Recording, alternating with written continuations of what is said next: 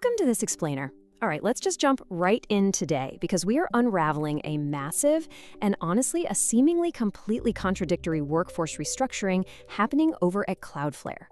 Now, normally when a company hits record-breaking financials, we're talking welcome parties, massive hiring sprees, the whole shebang.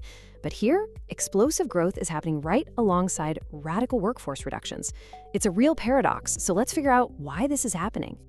We are looking at a tech giant that just announced the absolutely largest layoff in its entire 16-year history, cutting 1,100 people at the exact moment they are making more money than ever. I mean, just let that sink in for a second. This is a company that powers security and performance for literally millions of websites all over the globe, yet they're letting go of 20% of their entire workforce.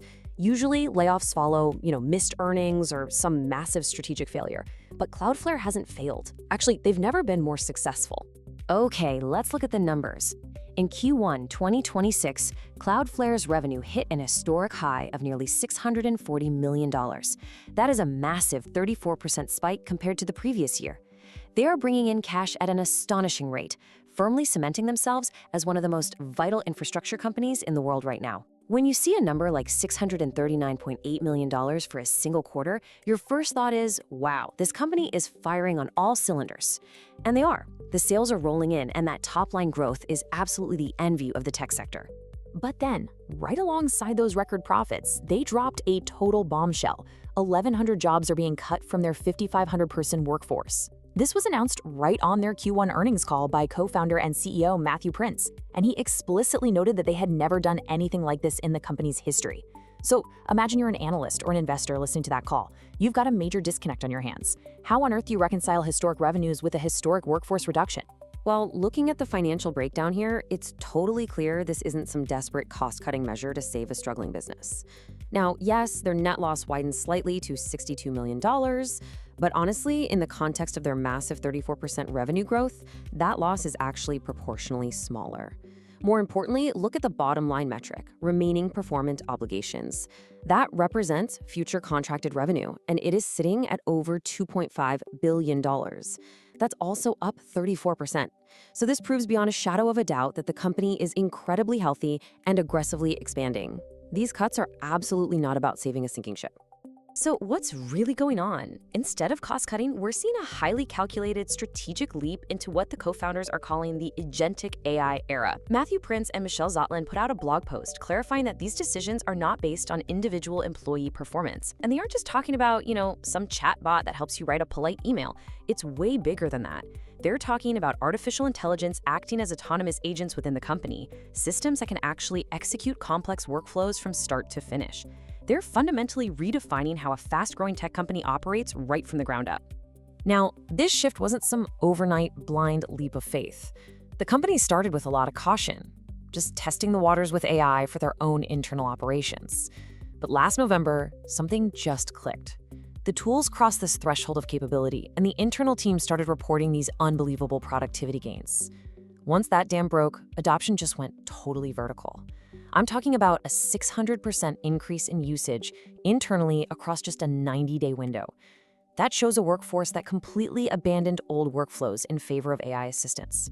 And the reason this shift happened so incredibly fast is hidden right here in the internal data. Teams weren't just getting, slightly better. Some employees suddenly became 2, 10, or even 100 times more productive. I really want you to picture this for a moment. Imagine a single engineer suddenly outputting the work of 100 engineers. Historically, if your top performer was 20 or 30% faster than average, that was considered amazing. But 100 times multiplier, that breaks the traditional corporate model entirely.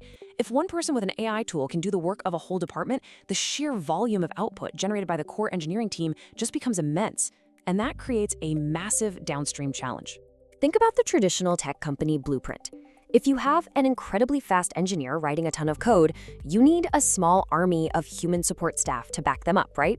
You need quality assurance testers, code reviewers, DevOps specialists to manage deployment, project managers to keep everything organized.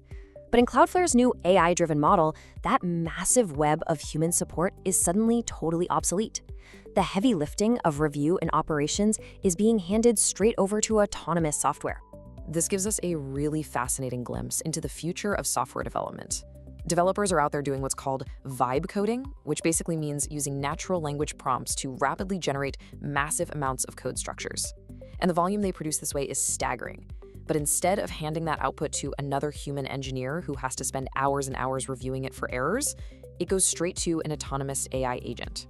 These AI systems independently review, test, and approve the code before it ever reaches a live product. The human peer review bottleneck? It's been entirely eliminated. And hey, it's not just engineering either. Across HR, finance, and marketing, employees are running thousands of daily AI agent sessions. This hyper-efficiency has basically flooded the entire corporate structure, whether it's generating financial reports, managing human resource workflows, or running marketing analytics. The day-to-day operations at Cloudflare are now totally augmented by AI. The natural consequence of that is pretty straightforward. A highly productive, AI-enabled employee just doesn't need someone to schedule their tasks, pull their data, or review their drafts anymore. Which ultimately brings us to the core takeaway of this whole explainer: the fall of traditional support roles. When one AI-enabled engineer can literally do the work of a whole team, that old corporate blueprint of having layers and layers of support staff simply vanishes. It's just not needed anymore. And that is exactly why these layoffs impact almost all teams globally. The cuts are completely systemic. In fact, the only people fundamentally shielded from this restructuring are the direct, quota-carrying sales reps. And why is that? Well, because as smart as AI is, it still can't close a multi-million-dollar enterprise contract over a stake in and a firm handshake, right? Direct human-to-human sales relationships that drive revenue remain fiercely protected, while almost anything internal that can be automated has been. But wait, this isn't about shrinking the company forever. This is actually perhaps the most mind-bending part of their entire strategy. Leadership projects that by 2027, their total headcount will actually exceed any point in 2026. They are absolutely clear that they will continue to hire. The catch is, the people they hire next year will not look like the people they let go this year. They are essentially swapping out traditional support staff for employees who are native to this new, hyper-productive AI toolset. They are optimizing entirely for the age of autonomous agents. There was this moment where an analyst asked, basically, why execute such massive cuts after an incredibly strong quarter? And CEO Matthew Prince perfectly encapsulated the ruthless efficiency of tech's new era. He said, "Just because you're fit doesn't mean you can't be fitter." I guarantee you that phrase is going to echo through boardrooms across the globe. The old playbook was that strong earnings justified bloated teams.